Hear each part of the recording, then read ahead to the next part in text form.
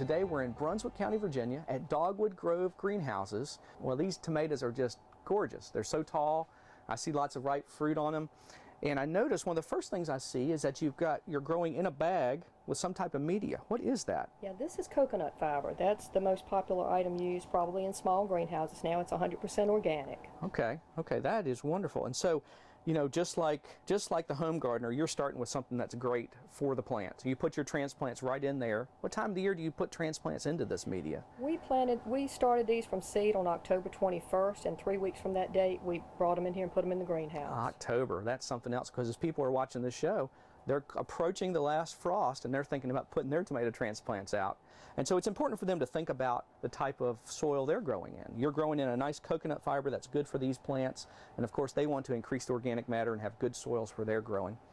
Now, I also see these plants are very, very tall, and they're not very bushy. I can see a single plant here, it looks like. What do you do to make them like this? In the greenhouse, we have to keep them to one main stem so that we can clip them to the string and keep them going upright. So we do sucker the plants. We remove all suckers and just leave the main stem One main intact. stem.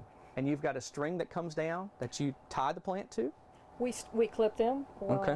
When the plants are very small, we drop the string and we put a clip right down near the bag level, and then as the plant grows, we just clip under a stem as the plant goes up. To support all the weight. There's a lot of fruit on there. That's a lot of weight. It's a lot of weight for each plant when they're full. Very good. Now, we're in a greenhouse. We're covered, so we're not getting rained on here. So how do you deliver water to these plants? We have a sprayer in each bag, and it's set on a timer. We have fertilizer injectors, so the fertilizer is already incorporated in the water when it goes to the plant. So every time they get water, they get fertilizer. So I think it's fair to say tomatoes really need a fair amount of water.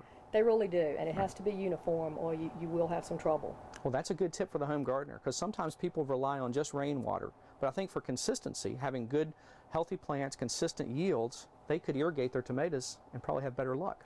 Yeah, the consistency has a lot to do with it, because we've noticed if a bag dries out, we will see blossom end right. That's a lot of times how I will first notice that you have a problem. So something like the irrigation material you have here, or a soaker hose or drip tape would probably do well for the home gardener. I would think so. Well, Darlene, we talked about supporting the plants in the way with the clips and the trellises, and I see a different way of supporting the peppers here. Most of the time in the home garden, they'll use cages for tomatoes and things like that. Why do you all do it this way here? The main thing for us is keeping the plants upright and getting good airflow, and that's a large part of it. We just use whatever system works. For the tomato plants, it's easier to keep them to one stem and keep the plants stretched out, get more light down, filter through to the bottom leaves, and we do the same with the peppers and the cucumbers also. So you take off the side shoots, and I even noticed some of the stems here, the bottom leaves are completely gone. What happened there? We do. We start taking off the bottom branches about 5 weeks before production.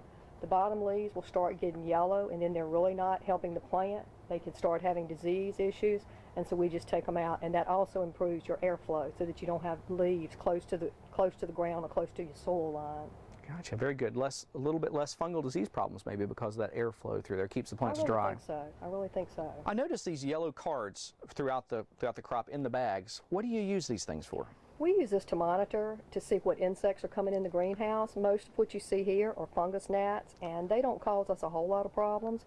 There are some other bugs, though, that are an issue for us. Thrips are one of the bugs that we have a problem with here at times. We use beneficial insects, though, for control. We don't spray pesticides in our greenhouse for insects. So beneficial insect, what does that mean? What is that? What it means, when we start seeing a bad bug appear on these cards, we go ahead and order some beneficials in. In this case, for thrips, we use a beneficial mite. It comes in a little paper sachet bag, and here's one of the bags. Okay. But you have to put them in early when you're using beneficials. We also put some beneficial mites in the soil, and we use some parasitic wasp later in the season for controlling other insects. But this helps us find out what's coming in and try to be ahead of when we're going to have problems. So you check your plants quite often, don't you? We really do. We check these cards on a regular basis. We check our plants on a regular basis. One thing we do also is flip the leaves up sometimes when you're checking, because sometimes you will see the beginning of problems from the bottom of the leaves with insects. And it's important in your outdoor crops also to just check your plants, and so that you'll know when problems start before it gets out of hand. Well, I notice the beneficials you have in here work very well in the greenhouse, but how would a home gardener be able to utilize something like that? What we do outside is try to plant anything that we can that will draw beneficial insects. We have a lot of herbs that we've planted. We've got a little herb garden section out there. We plant flowers that will attract beneficials. And it's very active out there on a sunny morning. You'd be surprised at all the little parasitic wasps you see. Well, Jerry, Darlene did a great job of showing us everything that she does in the greenhouse. And we talked about the beneficials in there and how that you all buy those to put in the greenhouse. But what can a gardener do, or what do you do out here in your outside farm area? Chris, we realized several years ago that planting certain plants helped attract beneficial insects that will help you with your pest control outside. And a good example here is the catnip. Okay. This is catnip. This is a plant in the mint family, the spearmint. Okay. And all of these, most of these herbs are perennials, and they attract good beneficial insects.